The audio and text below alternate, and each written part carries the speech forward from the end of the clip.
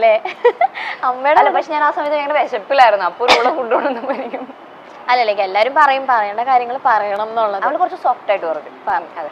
Okay, ഇനി coming to ഇപ്പൊ mic ഞാൻ കുറച്ച് നാൾ മുന്നെയാണ് ആ മൂവി കണ്ടത്. എനിക്കും ഒരു ഗ്യാപ്പിന്റെ ഇടയിൽ ഞാൻ OTT വന്നപ്പോഴാണ് ആ സിനിമ ഇരുന്ന് കണ്ടത്.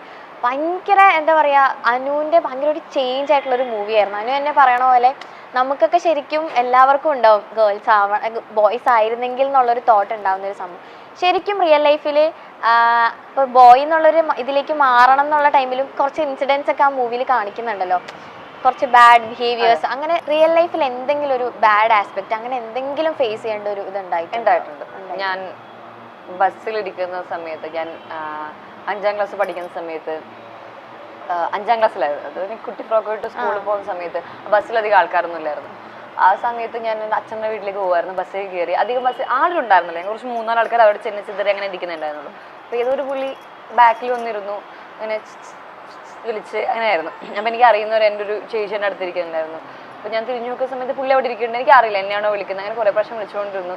ഞാൻ ലിറ്ററലി നോക്കുന്ന സമയത്ത് you was literally masturbating in front of me, ബാക്കിൽ നിന്ന്. അപ്പം എനിക്ക് അറിയില്ലായിരുന്നു ആ പുള്ളി എന്താ ചെയ്യുന്നത്. അല്ലെങ്കിൽ എനിക്ക് എൻ്റെ അമ്മ എനിക്ക് പറഞ്ഞിട്ടുണ്ട് ഗുഡ് ടച്ച് എന്താ ബാഡ് ടച്ച് എന്താന്നൊക്കെ എനിക്ക് പറഞ്ഞിട്ടുണ്ട്. ബട്ട് ഇങ്ങനെ ഒരാൾ ഇങ്ങനെയൊക്കെ ചെയ്തിട്ട് ആൾക്കാർ അതിലൊരു സൂം കണ്ടുപിടിക്കുന്നത് എനിക്ക് അറിയില്ല. അറിയില്ലായിരുന്നു. അപ്പം ഞാൻ അത് കണ്ട് ഞാൻ കുറച്ച് സമയം ഇങ്ങനെ നിന്ന് ഞാനിങ്ങനെ എൻ്റെ അപ്പുറത്തേക്ക് ചേച്ചിയോട് ഞാൻ പറഞ്ഞു ഇങ്ങനെ പറയുന്നുണ്ട്. അപ്പം അതിൻ്റെ ചേച്ചി എഴുന്നേറ്റു. അപ്പം തന്നെ പുള്ളി പോയി.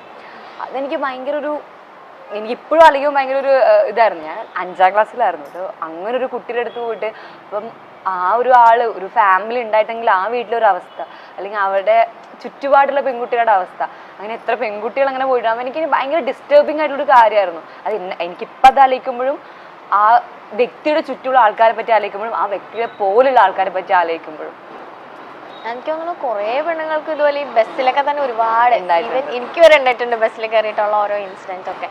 ഓക്കെ, ഇപ്പൊ വലുതായി കഴിഞ്ഞിട്ട് അതുപോലെ എന്തെങ്കിലും ഫേസ് ചെയ്യേണ്ടി വന്നിട്ടുണ്ടോ? വലുതായി കഴിഞ്ഞിട്ട് ഇല്ല. വലുതായി കഴിഞ്ഞാൽ ഞാൻ ഇപ്പൊ എനിക്ക് അങ്ങനെ ഉണ്ടായിട്ടില്ല. എനിക്ക് എന്തായാലും കിട്ടും നല്ല അതെന്താ എനിക്ക് എന്താ പറയാ തിരിച്ചറിയാമല്ലോ, അതായത് എന്താണ് അവർ ചെയ്യുന്നത് മനസ്സിലാക്കാനുള്ള ഒരു ഇതുണ്ട്, പറയാനുള്ള ശേഷിയുണ്ട്.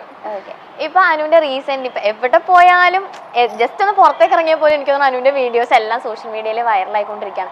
അപ്പോൾ ഞാനിങ്ങനെ താഴെ വായിച്ച കുറച്ച് കമന്റ്സ് ആണ്, എനിക്ക് അങ്ങനെ തോന്നിയില്ല. പക്ഷെ ഞാൻ എൻ്റെ അടുത്ത് ഓപ്പണായിട്ട് ചോദിക്കുകയാണ്, എന്താ ഈ അനുവിന് ഒരു ഡ്രസ്സിങ്ങിൽ ഒരു കോൺഫിഡൻസ് ഇല്ല എന്നൊക്കെ പറഞ്ഞിട്ട് ഒരുപാട് പേര് കമന്റ് ചെയ്യുന്നു. ഞാൻ ശരിക്കും ചോദിക്കാം, അനുവിന് അങ്ങനെ ഉണ്ടായിരുന്നു? എനിക്ക് തോന്നുന്നു ആളുകൾ അങ്ങനെ ചിന്തിക്കുന്ന ക്യാമറ വരുമ്പോൾ അനു ഇങ്ങനെ നിൽക്കുന്നു, കാരണം അവർ കാണുന്ന ഒരു വിഷ്വൽ എന്ന് വെച്ചാൽ അവിടെ ഞാൻ ഇരിക്കുന്നു, ഈ ഒരു ക്യാമറ വെക്കുന്നു. പക്ഷെ അങ്ങനെയല്ല, അവിടെ ഇരിക്കുമ്പോൾ ഒരുപാട് ക്യാമറ ചുറ്റുമുണ്ട്. അപ്പൊ നമ്മൾക്ക് എന്ത് ചെയ്യണം, ഇങ്ങനെ ചെയ്യണോ അങ്ങനെ ചെയ്യണം, നമ്മളൊന്നും നമുക്ക് മനസ്സിലാവില്ല. Not because of our dress. ഞാൻ ഇട്ടിരിക്കുന്ന വസ്ത്രത്തിന്റെ അല്ല, ഞാൻ എല്ലാ ഡ്രസ്സും കൊണ്ടുന്ന ആളാണ്. എല്ലാത്തിലും എങ്ങനെയാണ് പുറത്തുനിന്നൊരു വ്യക്തി അത് വസ്ത്രം കൊണ്ടാണ് ഞാൻ അൺകംഫർട്ടബിൾ ആയിരിക്കുന്നത് പറയാം. മേ ബി എനിക്ക് അവിടെ എന്തെങ്കിലും ഇൻസിഡന്റ് ആയിരിക്കാം, അങ്ങനെയൊക്കെ ആയിരിക്കാം. അപ്പം ഞാനൊരു വീഡിയോ എടുക്കുന്ന പറയുമ്പോൾ എന്റെ മുന്നിൽ മൊത്തം ക്യാമറാസ് ആണ്. ഞാൻ ഇങ്ങോട്ട് തരും മൊത്തം ആൾക്കാരാണ്. അപ്പൊ ഞാൻ ഒരു കോൺഷ്യസ് ആയിട്ട് ഇരിക്കുമ്പോഴാണ് ആൾക്കാർക്ക് അത് അൺകംഫർട്ടബിൾ ആയിട്ട് തോന്നുന്നത്.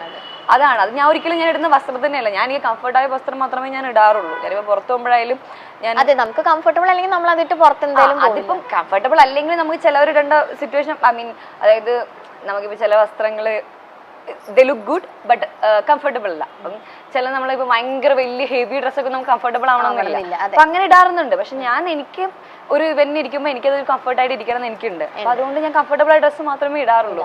ബട്ട് അതൊരിക്കലും എന്റെ ഡ്രസ്സിന്റെ കൊണ്ടല്ല. എനിക്കതൊരു എന്താ പറയുക, അങ്ങനെ ഇരിക്കുന്ന ഞാൻ കോൺഷ്യസ് ആകുമ്പോൾ അൺകംഫർട്ടബിൾ ആയിട്ട് ആൾക്കാർക്ക് തോന്നുന്നതാണ്. അല്ല, ഞാനും ഇങ്ങനെ കുറെ കമന്റ്, അപ്പൊ ഞാൻ ചോദിക്കണം അങ്ങനെ തന്നെ എഴുതി വെച്ച അല്ല ഞാൻ ഒരിക്കലും ഞാൻ ഇടുന്ന വസ്ത്രത്തിൽ ഞാൻ കംഫർട്ടബിൾ അല്ല.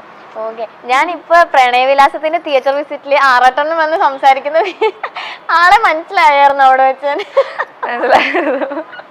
എന്താ വന്നിട്ട് ചോദിച്ച ആള്? ചോദിച്ചിട്ടും അങ്ങനല്ല. പടം പ്രണയവിലാസം നല്ലതാണ്, പടം കണ്ടു. ആള് ഇന്റർവെല്ലിനൊക്കെ വന്ന് പറഞ്ഞു നല്ല പടമാണ്, നല്ല രസമുണ്ട് വന്നേക്കുന്നതാണ്, സെക്കൻഡ് ഹാഫിലാണല്ലോ വരുന്നത്, അങ്ങനെയൊക്കെ വന്ന് സംസാരിച്ചിട്ട് പോകും.